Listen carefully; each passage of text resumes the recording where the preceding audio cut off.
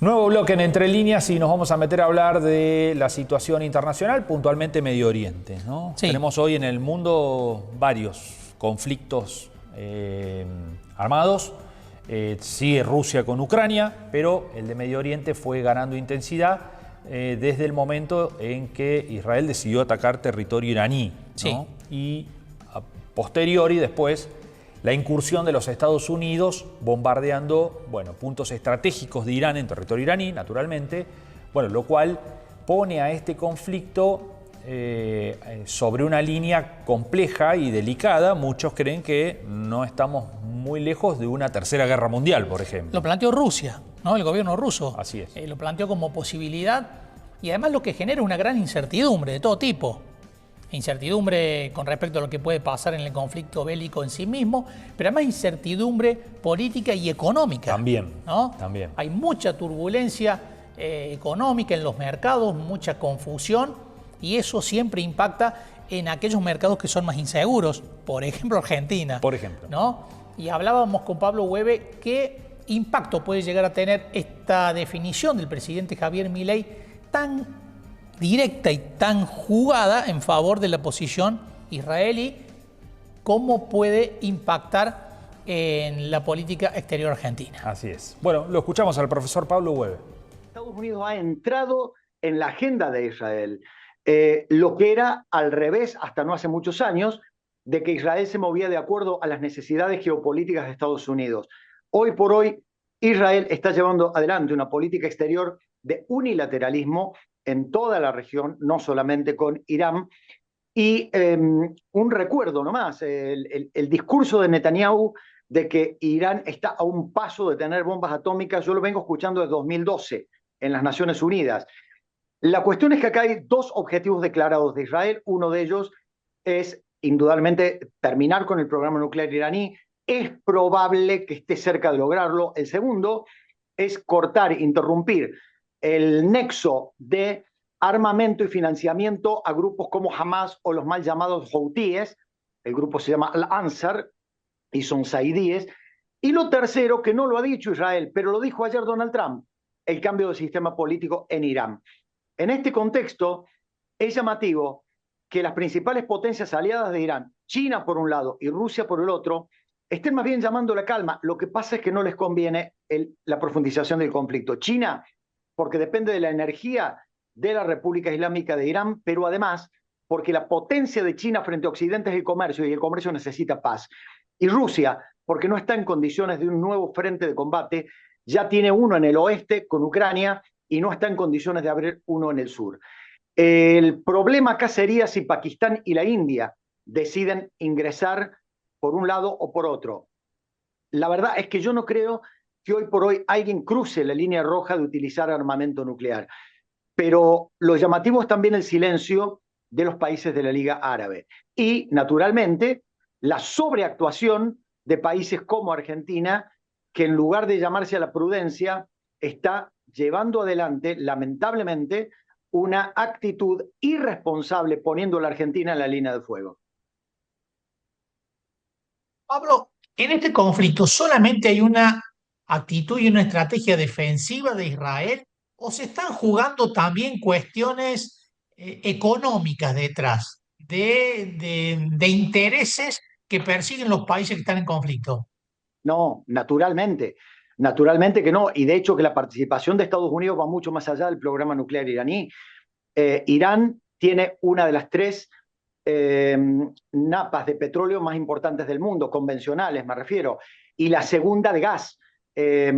Irán tiene una situación económica muy delicada debido a las sanciones de Occidente, pero es lo que le faltaría a los Estados Unidos para controlar absolutamente los recursos de la región.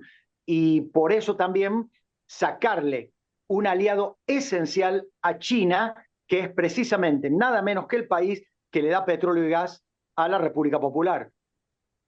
O sea, el petróleo de Irán alimenta a China y algún otro más, porque a Occidente no.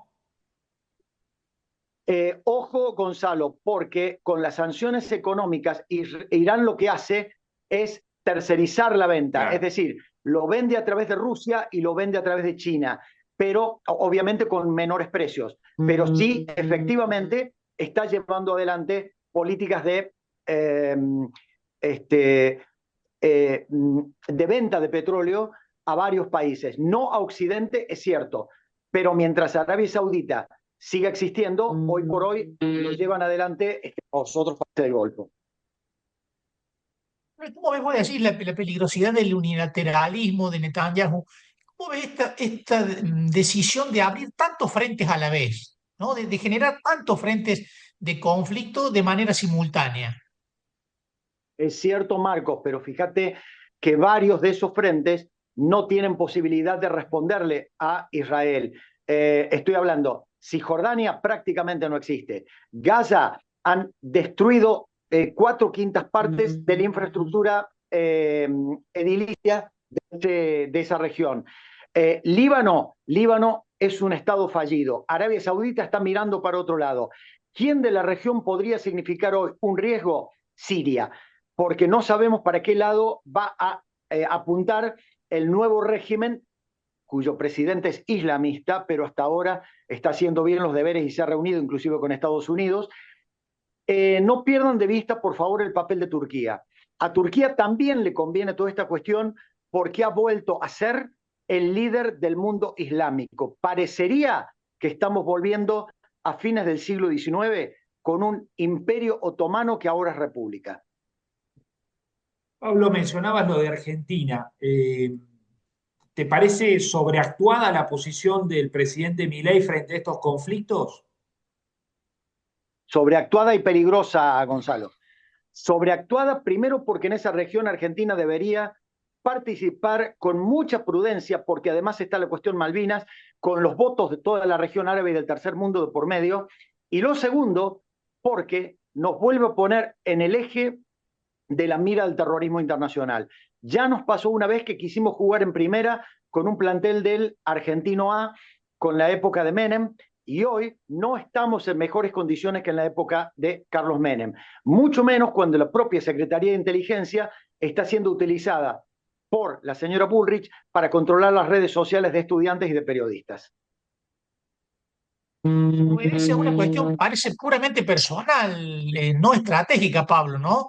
El posicionamiento de Argentina con respecto a este personal, digo, del presidente, ¿no? Y pierde también visión regional. Exacto, lamentablemente es así y uno podría llegar a pensar que lo que está detrás es un posicionamiento para seguir logrando apoyos internacionales en la cuestión económica, es decir, una cuestión de agenda, de poner los temas en la agenda para lograr alguna ventaja. Pero lo concreto es que estamos regalando nuestra política exterior para un país que ni siquiera nos ha apoyado en la causa Malvinas. Me refiero a Israel. Pablo, mencionabas lo del estrecho de Hormuz hace un ratito en el comienzo de la charla. ¿Qué pasa si Irán bloquea ese estrecho? ¿Y qué pasa con todo el flujo de energía que pasa por ahí, de petróleo, básicamente, ¿no? Es el 22% del petróleo del mundo que pasa por ahí. Si Irán lo bloquea, que es lo que ha pedido la Majlis o Parlamento iraní, es con lo que en derecho internacional público se llama un casus belli, para que la propia OTAN ataque a la República Islámica de Irán. Yo creo que la infraestructura militar de Irán ha quedado prácticamente destruida. Lo único que les quedan son su capacidad de amenazas y, por supuesto, llevar adelante ese corte para perjudicar económicamente a varios países de Occidente. Pero cuidado, porque también van a perjudicar a China y le van a abrir el juego a la propia OTAN.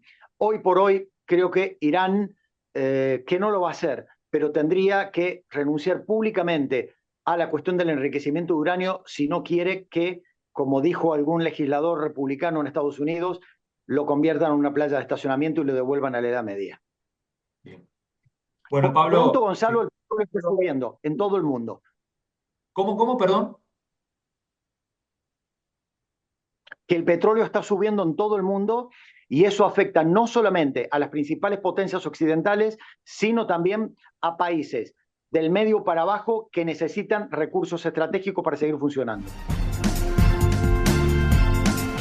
Bueno, ahí estaba Pablo Hueve, analista internacional, con su mirada sobre este tenso conflicto que se sabe cómo comenzó, pero no se tiene nada en claro cómo va a terminar, ¿no? Allí entre Israel, ahora Estados Unidos e Irán.